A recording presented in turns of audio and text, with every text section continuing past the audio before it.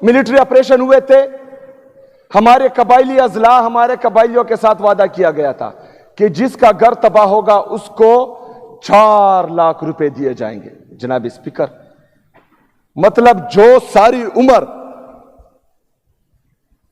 रुपए जमा कर करके अपने लिए एक घर बनाता है, तो एक ड्रोन आकर उसका घर तबाह करेगा, एक जेट आकर उसका घर तबाह करेगा, और वफाकी हुकूमत पाकिस्तान उसे 4 लाख रुपए देगी। शर्म आनी चाहिए इनको। 52 अरब रुपए ये वफाक हमारा आईडीपीज में बकाया है। जनाब स्पीकर, ये 4 अरब रुपए ये इसलिए बार बार याद कर रहे हैं क्योंकि ये मेरे कबाइलियों को कीड़े मकोड़े समझते हैं, क्योंकि ये समझते हैं कि हम इनको मारेंगे, इनको दबाएंगे, इनको निकालेंगे, लेकिन इनके रिलीफ के लिए आपने कुछ नहीं करना। मैं करूंगा इंशाअल्लाह ताला, मैं करूंगा इंशाअल्लाह ताला, और डंके की चोट पे करूंगा। कोर कमांडर पिशावर और आईजीएफसी, उन पर इन्होंने अदम एतमाद का इजहार किया है। जो थोड़ा बहुत लोगों का एतमाद बहाल हो रहा था, वो भी इन्होंने जायल कर दिया इस प्रेस रिलीज से, क्योंकि जितने भी जरगे हुए हैं, जितनी भी मीटिंग्स हुए हैं, इनमें बाकायदा कोर कमांडर और आईजीएफसी उनका हिस्सा थे। तो एक तरफ 24 रुकनी कमेटी जो इन्होंने बनाई थी, उनके खिलाफ इन्होंने प्रेस रिलीज के जरिए डेथ वारंट इशू किया, दूसरी तरफ जो है अपने आईजीएफसी और कोर कमांडर के खिलाफ इन्होंने अदम एतमाद का वारंट इशू कर दिया। जनाब स्पीकर, इससे होगा क्या? इससे कोर कमांडर का जो ओहदा है, आज का कोर कमांडर नहीं, और आईजीएफसी का जो ओहदा है, ये कल को किसी भी जरगे में नहीं बैठेंगे, क्योंकि ऑलरेडी मैं हिदायत जारी कर चुका हूं कल कि इसके बाद किसी भी इदारे से या वफाकी हुकूमत से सूबाई हुकूमत का जो भी कम्युनिकेशन होगा वो रिटर्न में होगा, वर्बल पर कोई एक्शन नहीं लिया जाएगा। तो इसमें नुकसान ये हुआ कि जो चीजें आवाम के सामने नहीं आ रही थी, इनके लिए नुकसान हुआ, हमारे लिए तो फायदा है, तो वो भी जो है आवाम के सामने आएगी। जनाब स्पीकर, उस प्रेस रिलीज में 4 अरब रुपए का जिक्र किया गया है। जैसा कि मैं बार बार कह रहा हूं कि पाकिस्तान पर काबिज एक माइंडसेट, जो पख्तूनों को पाकिस्तान का हिस्सा ही नहीं समझते, जो पख्तूनों को पाकिस्तानी समझते ही नहीं है, यह उनके ज़हनियत की अक्कासी करता है। जनाब स्पीकर, इससे पहले जो मिलिट्री ऑपरेशन हुए थे, हमारे कबाइली अजला, हमारे कबाइलियों के साथ वादा किया गया था कि जिसका घर तबाह होगा उसको 4 लाख रुपए दिए जाएंगे। जनाब स्पीकर, मतलब जो सारी उम्र रुपए जमा कर करके अपने लिए एक घर बनाता है, तो एक ड्रोन आकर उसका घर तबाह करेगा, एक जेट आकर उसका घर तबाह करेगा, और वफाकी हुकूमत पाकिस्तान उसे 4 लाख रुपए देगी। शर्म आनी चाहिए इनको। दूसरी शर्मनाक बात यह है कि वो 4 लाख रुपए भी अभी तक नहीं मिले। 15 साल से वो 4 लाख रुपए भी नहीं मिले। तो एतमाद का लेवल तो यह है। दूसरी तरफ मेरे नॉर्थ वजीरिस्तान के लोग जो बकाखेल कैंप में होते हैं, उनसे वादा किया गया था कि मंथली उनको पैसे दिए जाएंगे। जनाब स्पीकर, उनको पैसे नहीं दिए जा रहे वफाकी हुकूमत की तरफ से, सूबाई हुकूमत दे रही है। 7 अरब रुपए हम दे चुके हैं। 46 अरब रुपए हमारा वो बकाया है वफाक, जो हमारे मुतासरीन को पैसे नहीं दे रहा था। 7 अरब रुपए जो है अभी हम दे चुके हैं। 52 अरब रुपए ये वफाक हमारा आईडीपीज में बकाया है। जनाब स्पीकर, ये 4 अरब रुपए ये इसलिए बार बार याद कर रहे हैं क्योंकि ये मेरे कबाइलियों को कीड़े मकोड़े समझते हैं, क्योंकि ये समझते हैं कि हम इनको मारेंगे, इनको दबाएंगे, इनको निकालेंगे, लेकिन इनके ریلیف کے لیے آپ نے کچھ نہیں کرنا. میں کروں گا انشاءاللہ تعالی, میں کروں گا انشاءاللہ تعالی, اور ڈنکے کی چوٹ پہ کروں گا. میں اپنے ایم پی ایس کا, ایم این ایس کا, خیبر پختونخوا کی عوام کا تہ دل سے شکریہ ادا کرتا ہوں کہ انہوں نے ان متاثرین کے لیے یہ 4 ارب روپے صوبائی حکومت کی طرف سے جو مختص کیے گئے ہیں, انہوں نے یہ قربانی دی ہے. میں دل سے آپ کا شکریہ ادا کرتا ہوں. لیکن اس کے برعکس جو مائنڈ سیٹ ہے, جو یہ نہیں چاہتا کہ ایک قبائلی نوجوان اس صوبے کا وزیر اعلیٰ بنے, ایک مائنڈ سیٹ جو یہ نہیں چاہتا کہ قبائلی نوجوان یا قبائلی لوگ مین سٹریم میں آئے, جو یہ نہیں چاہتا کہ میرا قبائلی نوجوان پڑھے لکھے وہ کامیاب بنے, ان کے منہ پر تماچا ہے, اور یہ تماچا میں انشاءاللہ بار بار ماروں گا انشاءاللہ. جناب اسپیکر,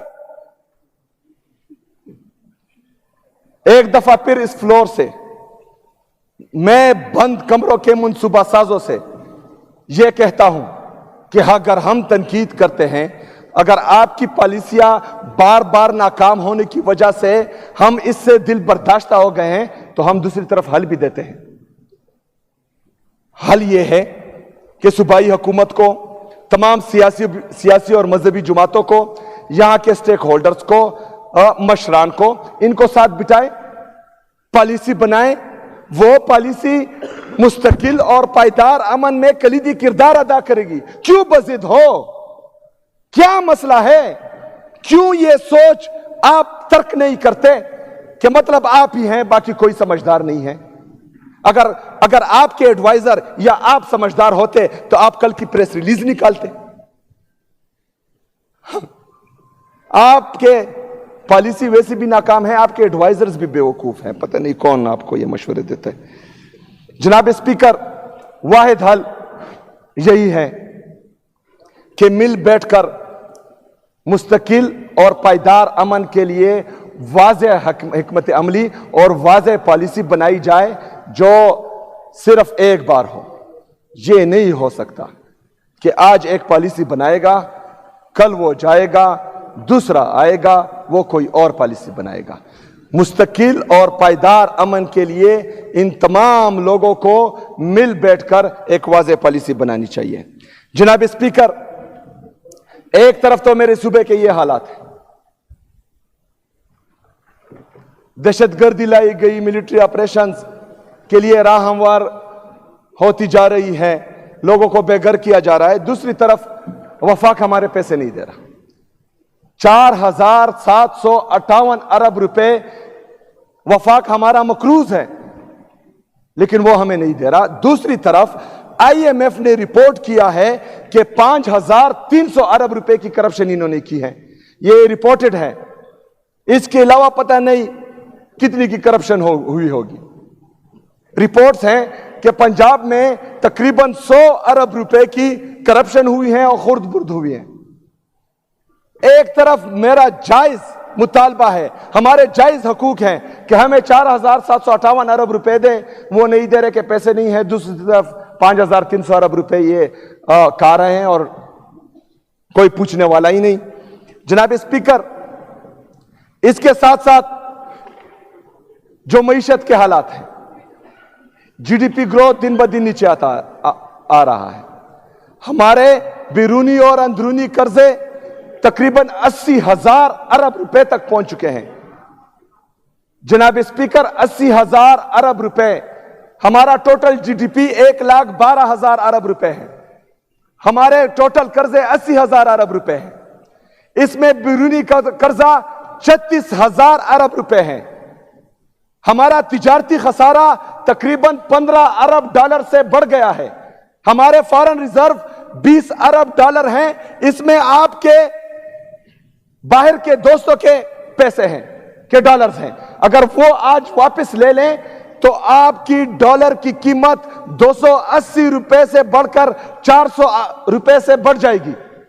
اس کا مطلب یہ ہے کہ 36,000 ارب روپے کا یہ قرضہ آپ کے 50,000 ارب روپے کراس کر دے گا. مطلب آپ کا قرضہ جو ہے جی ڈی پی کو ٹچ کر رہا ہے, یعنی آپ کا ملک دیوالیہ ہوتا جا رہا ہے.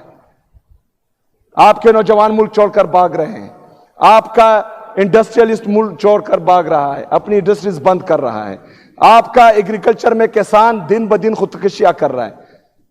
یہ سارے مسئلے پاکستان میں ہی ہیں، لیکن کچھ لوگوں کے انٹرسٹ دیکھیں، سارے ادارے صرف اور صرف عمران خان کو نیچا دکھانے کے لیے، اس کو جو ہے جیل میں بند رکھنے کے لیے، ان کی اہلیہ کو جیل میں بند رکھنے کے لیے، ان کی بہنوں پر رات کے اندھیرے میں زہریلا پانی چھوڑ دیا جاتا ہے، ان کو مارا جاتا ہے، ان کو سڑک پر گرایا جاتا ہے۔ ہمارے جو اسیران ہیں جو کوٹ لکھپت جیل میں ہیں، ان کو جو ہے قید و بند کی صحبتیں برداشت کرنی ہو رہی ہیں۔ مزید ہمارے صحافیوں پر جو ہے وہ قدغن لگائی جا رہی ہیں، ہمارے وکلاء کو اٹھایا جا رہا ہے، اغوا کیا جا رہا ہے، لیکن ہمارے اداروں کو پاکستان کی کوئی فکر نہیں۔ وہ بیٹھے ہیں صرف اور صرف پاکستان تحریک انصاف اور عمران خان کو ختم کرنے میں لگے ہوئے ہیں۔ دوسری طرف پاکستان ہی ختم ہو رہا ہے، اللہ نہ کرے کہ کبھی ختم ہو، اور انشاءاللہ ہوگا بھی نہیں جب تک ہم زندہ ہیں انشاءاللہ تعالی۔ جناب اسپیکر، میں نے کل بھی کہا تھا، میں آج بھی کہہ رہا ہوں کہ جو پریس ریلیز وفاقی حکومت کی طرف سے نکلا ہوا ہے، چاہے اس میں کوئی دوسرا شامل ہو یا نہ ہو، کیونکہ یہ تصادم کا پروانہ ہے، میں بار بار ریپیٹ کر رہا ہوں۔ میں اتوار کے دن اپنی افریدی قوم کا جرگہ انشاءاللہ بلا رہا ہوں، میں افریدی قوم کے پاس جاؤں گا۔ اتوار کے دن میں پختون قوم کے پاس پھر جاؤں گا، تمام پختون قوم کو اکٹھا کروں گا اور اس کا جرگہ بلاؤں گا انشاءاللہ تعالی، اگر یہ نوٹیفیکیشن معافی کے ساتھ کل واپس نہیں لیا گیا۔ بہت شکریہ، بہت مہربانی، وما علینا الا البلاغ۔